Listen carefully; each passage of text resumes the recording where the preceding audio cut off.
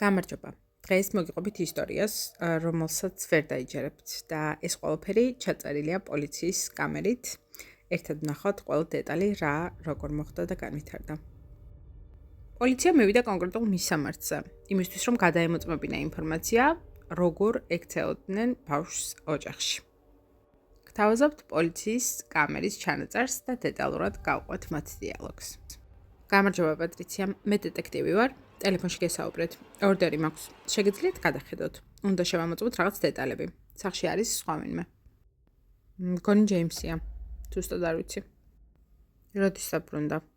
არ დაკონტაქტები ხართ. მგონი დღეს. მე რომ წავედი მაშინ დაბრუნდა.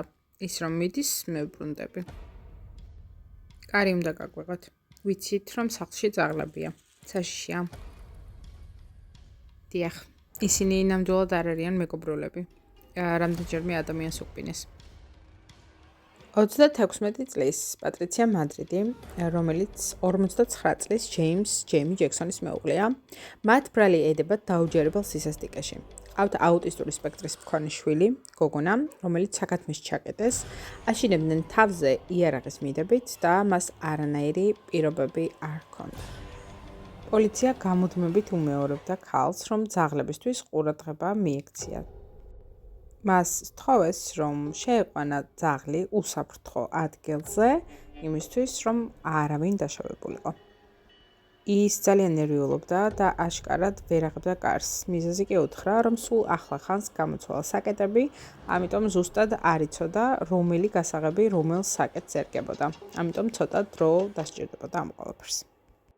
პოლიცია, რა თქმა უნდა, მშვიდად ელოდა, როდის გააღებდა კარს და ასევე უმეორებდა, რომ ძაღლებისთვის ყურადღება მიექცია.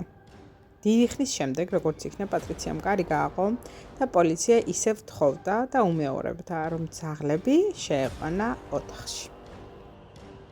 სანამ მეორე კარს გააღებდა, პოლიცია ისევ იგივეს უმეორებდა და უცდიდა, როდის გააღებდა კარს. როგორც იქნა გააღო და პოლიცია თხოვს, რომ კარი დატოვოს ღია და ბოლომდე არ დაკეტოს, კონტაქტზე იყოს, მათ თან ესაუბროს და თან ძაღლი შეიყვანოს უსაფრთხო ადგილზე.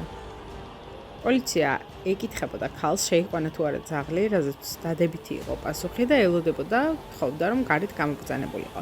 თუმცა პასუხს აღარ სცემდა და რაღაც პერიოდის შემდეგ პოლიცია აქტიურად ეძახდა ქალს და არანაირი რეაგირება მას არ ჰქონდა. რაღაც ხმაური გამოდიოდა სამზარეულოდან და პოლიცია თხოვდა, რომ თუ არ გამოვიდოდა, ისინი აუცილებლად შევიდოდნენ უკვე სახლში. აქ კი ხედავთ ძაღლს, რომელზეც პატრიციამ უთხრა, რომ უსაფრთხო ადგილზე შეიყვანა. ქალის გამოსვლამდე პოლიცია საუბრობდა, რომ მათ არ მოსწონდათ, როგორც იქცეოდა პატრიცია, ერთადერთი რაც მას ევალებოდა იყო ოთახში ძაღლის შეყვანა და ის უბრალოდ სახლში შევიდა, რაღაცას აკეთებდა და ძაღლისთვის ყურადღებაც კი არ მიუქცევია, რადგან ის ჩვეულებრივად გამოვიდა პოლიციელებთან. პოლიციამ შესვლამდე კიდევ ერთხელ შეახსენა, რომ მათ ჰქონდათ შეკის ორდერი და სახლს დაათვალიერებდნენ, ჯეიმსის ნახვა სურდათ და მალევე გამოვიდოდნენ. პოლიციამ დაიწყო ოთახებში განაწილება და კადრში ხედავთ ძაღლს, რომელიც პატრიციას თქმით უსაფრთხოდ იყო ერთ-ერთ ოთახში. სახლის სავსე იყო უამრავი, არასაჭირო ნივთით. ეძებდნენ ჯეიმს, რომლის კვალიც არსად არ ჩანდა. პოლიციამ სახლში აღმოაჩინა 8 კამერა. ყველა კუთხეში დამონტაჟებული იყო და მათ ჩათვალეს, რომ ჯეიმსი სადღაც ახლო-მახლო იმყოფებოდა. აკვირდებოდა, რას აკეთებდა პოლიცია, როდის წავიდოდნენ, ამიტომ გათიშეს ყველა კამერა. ასევე იპოვეს იარაღი და თვლიდნენ, რომ იარაღის გამო აუცილებლად დაბრუნდებოდა. მათ იფიქრეს, რომ საუკეთესო ვარიანტი იყო კამერების გამორთვა და დალოდება, როდის დაბრუნდებოდა ჯეიმსი შინ. კამერების გამორთვის შემდეგ ისინი განაწილდნენ სხვადასხვა ადგილზე, ერთ-ერთი კიბეზე უნდა ყოფილიყო, ერთ-ერთი უკანა ეზოში გასულიყო, ერთ-ერთი მთავარ შემოსასვლელთან და ასე შემდეგ. მათ რაღაც ხმაური გაიგონეს უკანა ეზოში და ხმამაღლა იძახდნენ, რომ ეს იყო პოლიცია, მათ ჰქონდათ შეკის ორდერი და თუ არ გამოვიდოდა, ისინი ვერ იზრუნებდნენ ჯეიმსის უსაფრთხოებაზე. ისინი არ აპირებდნენ ტერიტორიის დატოვებას და ყველგან პოლიცია იყო, ამიტომ უმჯობესი იქნებოდა თუ მისნებით გამოვიდოდა. სწორედ ამ დროს გაიგონეს ხმა, გამოვდივარ. გამოჩნდა ჯეიმსი, რომელიც თავისი ნებით გამოვიდა, რადგან მიხვდა, რომ აზრი არ ჰქონდა დამალვას, რადგან ყველა კუთხეში უკვე პოლიცია იყო და აუცილებლად იპოვნიდნენ სახლის უკანა ეზოს კუთხეში დამალულს. შევიდნენ ოთახში, სადაც ჯეიმსი იმალებოდა და აიპოვეს ბოქლომი, ჯაჭვები, კამარი, რომელიც ორად იყო გაყოფილი და როგორც შემდეგ პატრიციამ თქვა, გუშინ გაუფუჭდა და გასაკეთებლად დატოვა. პოლიცია ძალიან დაეჭვებული იყო საქათმეზე, მათ სურდათ ყველა სურათის დეტალურად გადაღება. მიუხედავად იმისა, რომ ეზო საკმაოდ მტვრიანი და დაულაგებელი იყო, საქათმეში მაინც რაღაც არ იყო წესრიგში. პოლიციას ბავშვთან გასაუბრება სურდა, თუმცა უთხრეს, რომ ბავშვს ეძინა და ვერანაირად ვერ შეძლებდნენ მასთან საუბარს. პოლიციამ საქათმესთან ახლოს ამოიღო ნივთმტკიცებად ბოქლომი და ჯაჭვები. ბავშვის მშობლები იყვნენ ეჭვმიტანილები, ამიტომ გადაიყვანეს განყოფილებაში და დაიწყეს დაკითხვა. დეტალებს შემოგთავაზებთ და კარგად დააკვირდით მათი საუბრის დროს სხეულის ენას. ჩვენ ვისაუბრეთ ბავშვს და მინდა რომ მისი საუბრის შემდეგ რაღაც დეტალები თქვენთან გავიარო და დავასუსტო. ბავშვმა თქვა, რომ აბაზანის გამოყენება არ შეეძლო, მხოლოდ რაღაც კონკრეტულ დღეებში და დროებში აძლევდით ამის საშუალებას. თუ მას სურდა, რომ ეიბანავა, ან უბრალოდ საჭირო ოთახი გამოაყენებინა, ნებართვა უნდა აეღო თქვენგან. სწორია თუ არა ეს ინფორმაცია? არა, რა თქმა უნდა არა. ნახეთ, ჩვენ უბრალოდ მას ვასწავლით, როგორ უნდა ეიბანავა და გამოაყენებინა საჭირო ოთახი, ხომ ხვდებით?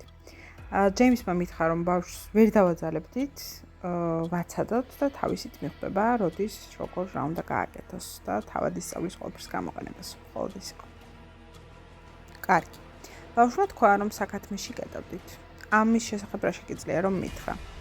მან თქვა, რომ ყოველ დილით 6 საათიდან ღამის 10 საათამდე მას აიძულებდით ჩაკეტილ საქათმეში ყოფნას. ამის შესახებ არაფერი არ ვიცი.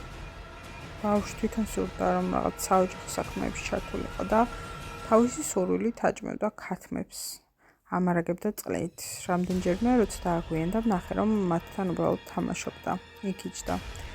მგონი ბევრ რამეს არასწორად ამბობს. ყველაფერს, რასაც გეუბნებათ, სწორი არ არის. თუ მეტ დეტალს მეტყვით, ვეცდები რომ დაგეხმაროთ. საქათმის მოვლის გარდა არაფერი გაუკეთებია. მას არაფრის სურვილი არ ჰქონია. არაფერში გვეხმარებოდა. მხოლოდ რამდენჯერმე ვნახე, როგორ იჯდა, თამაშობდა საქათმეში და ამტვრევდა კვერცხებს. და ბავშვს კითხეთ, რატომ ამტვრევდა კვერცხებს ან რატომ იჯდა საქათმეში?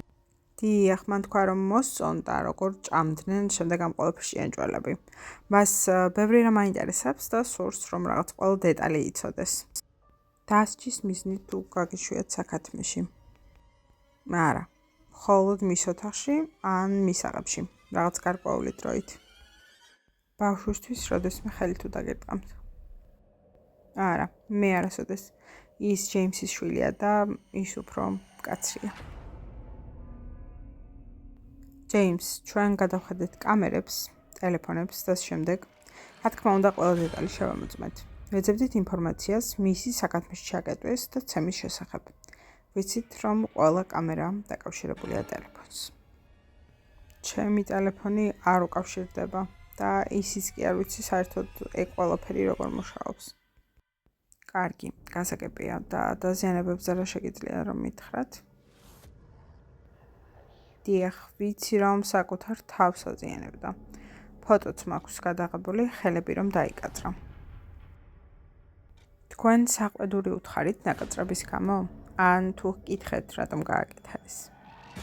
დიახ, რა თქმა უნდა, მან კი არ ვიცი, მეც არ ვიცი რა უნდა მეთქვა.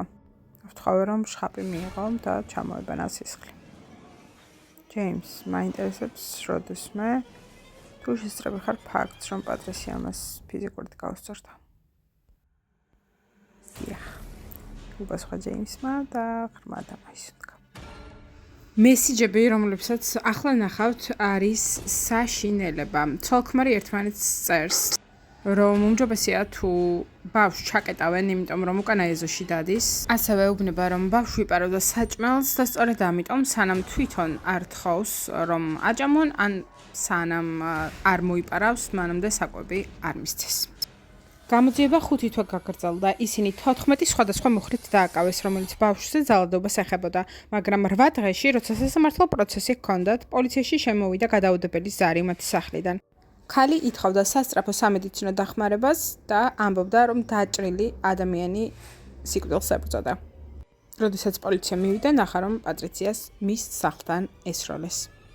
ქალი, რომელიც პოლიციას დახვდა, ეუბნებოდა, რომ იყო სახლში და არ იცის რა მოხდა, მხოლოდ სროლის ხმაზე გამოვიდა. დღეს პატრიციას სასამართლო პროცესი ჰქონდა და რაღაც სისულელეს აბრალებდნენ. ეს ყველაფერი იყო ტყუილი და მას არაფერი ჩაუდენია. ქალმა პოლიციას უთხრა, რომ მან უბრალოდ დაპირდა პატრიციას, რომ სასამართლოში გაყვებოდა, საერთოდ არ იცის ვინ იყო თავდასხმელი, ვერც კი მოასწრო დანახვა და მის მთელ ოჯახს თავს ესხმოდნენ მოულოდნელ დროს, ესროდნენ ქვებს და ერჩოდნენ.